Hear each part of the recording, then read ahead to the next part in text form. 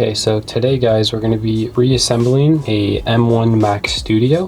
This unit has been completely disassembled, so we're going to start all the way from the bottom here. So the first thing we're going to do is go ahead and screw in the Wi-Fi antenna here. It goes a very certain direction. Make sure you don't mess it up. It'll line up perfect once you get it, just like that. These are T5 screws. Each one of these securing points here that holds the Wi-Fi antenna cooling unit. You can do these in any order so long as you screw all of them in.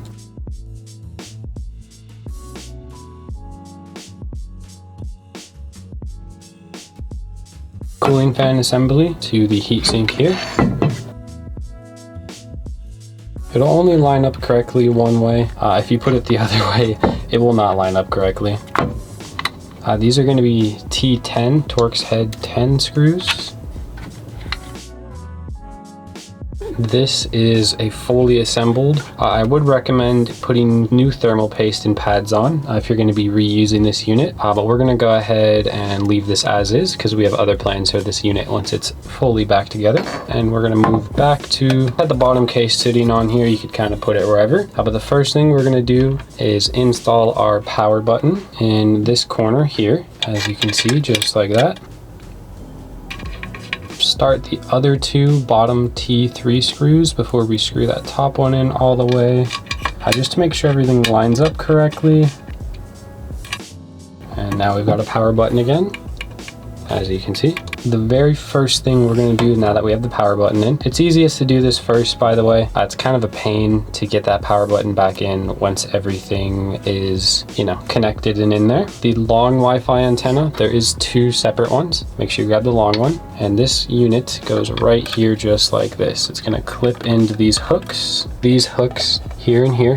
You see there's two little metal rivets there. Just go ahead and click those two in. Okay, so now that we've got the power button in, which I recommend doing this first, because it can be pretty hard to access those screws once the next steps are in. First, gonna go ahead and drop in the cooling unit and that extra Wi-Fi antenna there. I find it easiest to go ahead and drop the back end first in, and then the front end, just like that. And you will see that there are two metal divots here and here. Perfect. And then that fell down, so we're gonna go ahead and put it back in its place, just like that. The next thing, we're the cooling unit in and that Wi-Fi antenna in its place. We're going to use these T10 screws here to hold this cooling unit in place. It can be kind of hard to get it to line up, so I recommend just starting the screws kind of in an X pattern and then going ahead and tightening them all down. This just assures you that everything is lined up correctly. Now that this is super critical, but if it is misaligned, it'll make assembling everything just a little bit harder. All right, now the cooling unit fully installed there. The next part's going to be the logic board here. As you can see, this is the top part. This is the part that's going to be mounted facing upwards, and this is the bottom part. As you can tell by the thermal pads and the thermal paste there, that's going to go right on the cooler. When it comes to looking at what goes where, the easiest way to line it up is on the rear ports here. So you can see all these connectors. They're going to go ahead and line up with all of these connectors here as well. All right, so the first things we're going to do is screwing in these 4 screws here, and we're just going to screw these in. You don't necessarily have to go in a cross or a diamond pattern here. I always do it just because it's a force of habit, but as you can see, I'm not exactly a super precise order or measurement. All right, so the next step here is going to be placing this retention bracket. This is what actually gets the mounting pressure from that CPU, GPU, that SoC die to the cooler. If you don't install this correctly in the correct pattern, you could get uneven or bad mounting pressure and have really bad temperatures, overheating, or have the unit just shut off on you. These are going to be a T10 bit, and these are the flat looking screws here. Finger tight. I like to go a quarter turn past a finger tight. That's just going to really make sure everything's the time to do the easy stuff, which will be harder to get to later. These two little flex cables here, we're going to do those ones first. And these two flex cables are the ones that run to both the cooling fans, so you really got to make sure that these are plugged in correctly, or else you risk damaging your unit or just having it completely turn off on you. The next thing we're going to do is we're going to start with the front panel connectors here. Those are going to include the SD card with the correct cable and the two Type-C front panel connectors. We're just going to go ahead and click that connector in and push those guys in. And you're going to use T5 screws for these. So the longer ones go on the top, the shorter ones go on the bottom. This one right here. These little screws right here. There we go. And now for the SD card reader. So as you can see, it's actually going to install this way because the flex cable is going to go here and then here on the board, and then this little wire is going to plug in right here. We're going to line this connector up here. So before we forget, we're going to go ahead and plug this connector in here, just like that. And then the actual connector, the SD card. Smaller covers here just to secure it down.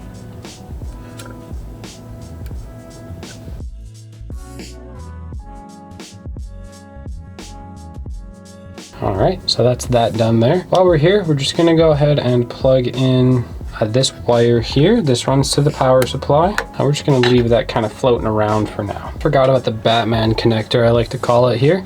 This actually holds in these bottom Type-C ports here. It's got one T3 in the center and two little rivets that hold everything in down here. And go ahead and use your T3 screwdriver and secure it in, just like that. All right, so now that we've got all of the front panel connectors in here, I'm gonna go ahead and install the storage here. That little notch right there is gonna line up with a little notch right here. As you can see on the other side, it's reversed, so it'd go like that. And it's gonna slot right in, just like that. Using that T8 screw, we're gonna go ahead and start on these rear panel connectors here on the back. We're gonna start with the Type-C ones first, these little guys here, these two. So I'm gonna start with the left one. I'm gonna secure the ribbon cable down first. It's always easier to do. All right, here we are. And I'm gonna do the same process for the other connector here. There we are. Very long retention bar here. T3 screws, those little guys right there. You don't need to go crazy tight on these, just finger tight will do. There we go. So now that we've got these connectors in place here, a T5 screwdriver and the respective screws here, and secure them in place. And just repeat this process.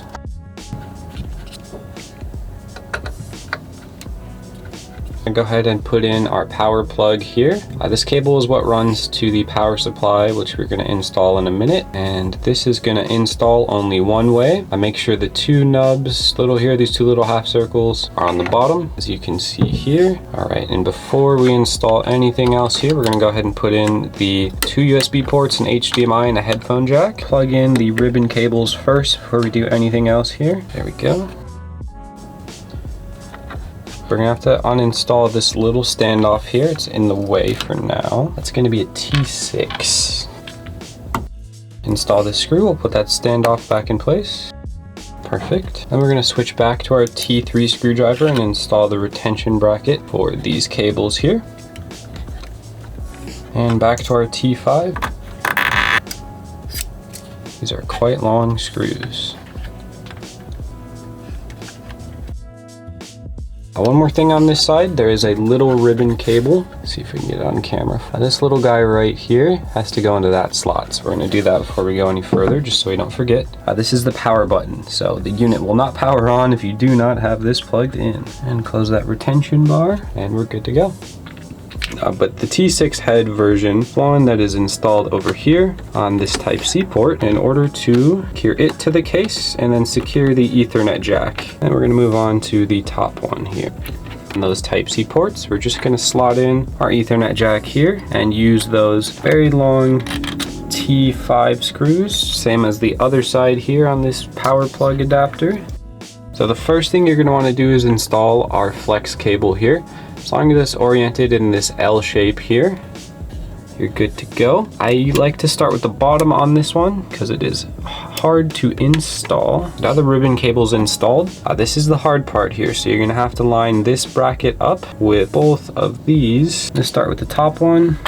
And these are T5. They have a non-threaded section with a small threaded section at the bottom. Bottom one here.